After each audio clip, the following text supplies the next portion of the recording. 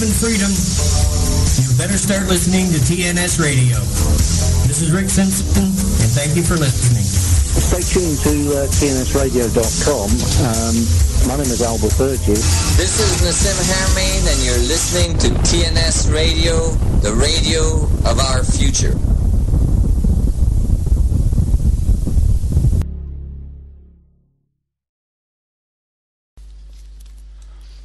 Good evening, people.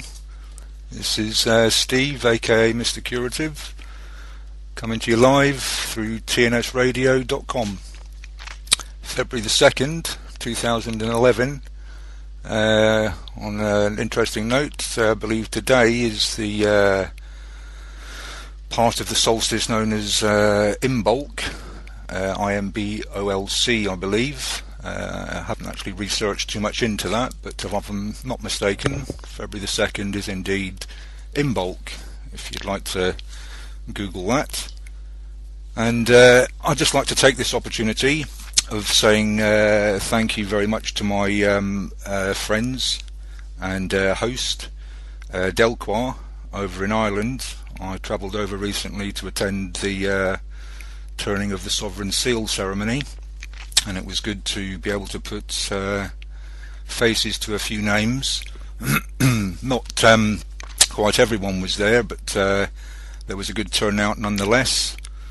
Although we couldn't actually get in to see the ceremony itself, some did, some managed, but the majority of people were outside on and around the front steps of the Mansion House.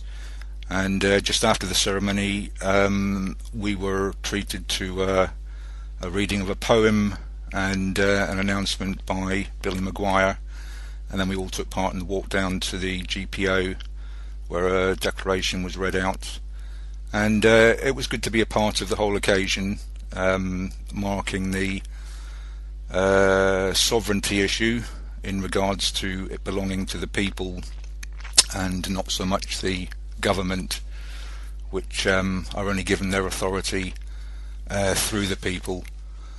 And I'd just like to say the introduction song to this evening, Labi Sifri, Something Inside So Strong, goes out to the people in Egypt and in other places in the Middle East and around the globe for that matter that are making a stand, whether it's been a controlled instigation or not. These are real human beings, just like you and me, some out on the streets with their children, exposing them to the dangers that go hand in hand with such protests. But as much as we here on TNS don't advocate the protesting as a means of change, I have to take my hat off to them.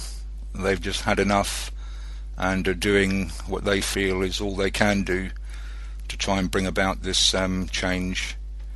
I've been observing it through most of the day on the various TV channels, and it's really quite interesting to see the different slants Sky News or the BBC put on it compared to the likes of Al Jazeera and Press TV.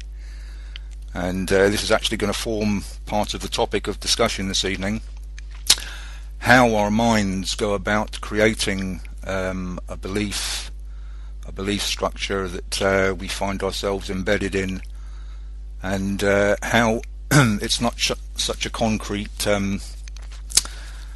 construction, that the belief structure itself that we all tend to use and hold on to as fact and truth is something that perhaps we shouldn't be so quick to ascertain as truth. Cover that in a little while, but just going back to my visit to Ireland, for anyone who hasn't been to Dublin, I do have to point out one of the sites that I just couldn't take my eyes off once I became aware of it is an item known as the Dublin Spire, a massive stainless steel needle-like structure sprouting from the centre of the road and going, I believe, 374 feet or something to that effect up into the sky. and it just looks so out of place, and at the same time very aesthetically pleasing in one regard, very futuristic looking. But it does have me thinking whether there's an alternative purpose to what looks to all intents to be some sort of gigantic antenna. And antennas, as we know, are designed to either transmit and or receive signals of varying types.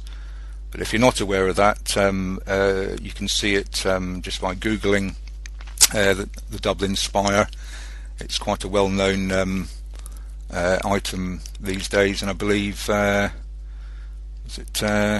think Nassim Haramein might have even commented on it during Vince's show on Sunday. If it wasn't Nassim, it was another guest recently, but very interesting thing to see. And that kind of led my eyes to the skies over Dublin, and they were absolutely covered in what I personally, right or wrong, see as chemtrails. Trails of chemical dispersants of one sort or another from aircraft, all very, very visible in the sky for anyone who cared to look up and see. And I understand a few TNS individuals are going to push the investigation into the phenomena of chemtrails forward a bit, and I'll certainly be keen to see what that comes up with. I personally have no fixed opinion on exactly what they are designed to do, but I've no doubt in my mind that this phenomenon was not occurring as they'd have us believe since the invention and first use of the jet engine.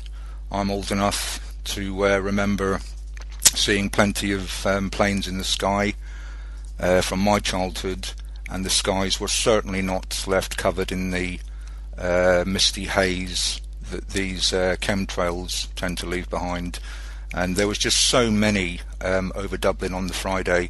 It was quite incredible, and I'm pleased to report that some passing members of the public, while we were all gathered outside the GPO, were actually commenting to themselves and even asking members of our group what on earth were these persistent streaks that these planes were leaving behind. And luckily enough, TNS chap member there, Delquar, was on hand to put them right on exactly what he thought about them. Anyway, subject to be covered at another time, but certainly very interesting, keeping your eyes on the skies, because certainly as far as Southern Ireland goes, it looks like they've stepped up the spraying there for whatever reason. If anyone in the chat room knows exactly why these things are being sprayed, then please enlighten us with your opinion regarding that. To my mind, it's something that the governments of the various countries being affected by these must know. I mean, it's over their airspace after all, or our airspace. Someone knows, but these things have been observed, I believe, since the late 1990s, or mid 1990s perhaps. But as a good friend of mine pointed out, a lot of the movies from the 50s and early 60s that are now being digitally remastered are now containing shots of what appear to be chemtrails in the background, almost as if that's what they want future generations to believe has always been the case ever since jet flight was invented. Well, that one doesn't quite wash for me, but it's good to be aware of these things, and something to watch out for the next time you're watching some digitally remastered classic. Just have a look in the background in the clouds. Most of the ones I've seen recently, it's very clear to see. Anyway, onwards. I shall just entertain you with some of my personal music selections here, and then we'll get down to some vaccination related talk and some mind construct related talk. Anyway, I'll be right back with you after this. Yes, that was apparently Boy George and Karma Chameleon, special request for my friend Yoda there, which is the only reason I played it, Gary. But on to more serious topics. Actually, no, not yet. I've not quite finished with the island visit. One thing I would like to say, and it's worthwhile dwelling on for a moment or two, is that I was so pleased to see in attendance so many like-minded people, people that realise that not only are we up against a system that deprives the needy of what they need, but a system that seems not just out to make things difficult for a large group of the population, but to cause them harm and loss in varying degrees. And a bunch of people gathered together with the thought in their mind of coming up with various peaceful solutions to the challenges the system puts our way. And I'd like to think everyone listening to TNS Radio is of a fairly similar mind. The way I've come to accept it is that I'm not into violent protests, and we can see they're certainly on the increase around the world, and I do appreciate in some instances when there is absolutely no other option left, then that's what has to be done. Otherwise you're just encouraging more of the same. Now, our countries aren't at that stage quite yet, and I'd like to think there was something different we could do to avert that sort of scenario. How can we bring about peaceful change? And the method I've adopted is to withdraw as much energy as I can from the system. My own personal view on the system is that once you become aware of what it is that it's actually responsible for and what it upholds, not just in our own country but in other countries around the world where contingents from our own countries are involving themselves under the guise, I think it's fair to say, of terror, and causing the very same themselves in these other countries. And I'd just like to say that while I don't agree with protests of virtually any kind, or at least the kinds that we're seeing on the TV pictures, I do take my hat off to these people who are doing whatever it is they can now. And it's not as if any measure of control by the powers that be to instigate these scenes are going to end up playing out just the way they want it, because I think what I've picked up is that it's the people themselves that are on the case now. The pictures of the Egyptian police becoming aggressive just resulted in what was alleged to be 2 million people turning up in their Tahrir Square. And yes, it does look more like a circle to me on the images I've seen, but 2 million people allegedly turning up the day after the police waded in with their batons and tear gas and whatnot.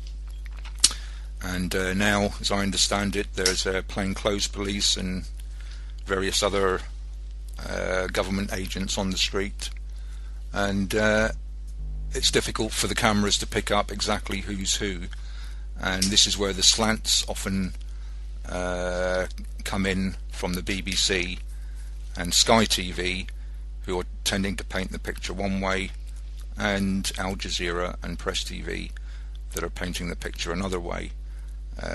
Seeing the scenes for yourself, it's quite difficult to make out exactly who's who, but what is apparent, there's plenty enough people,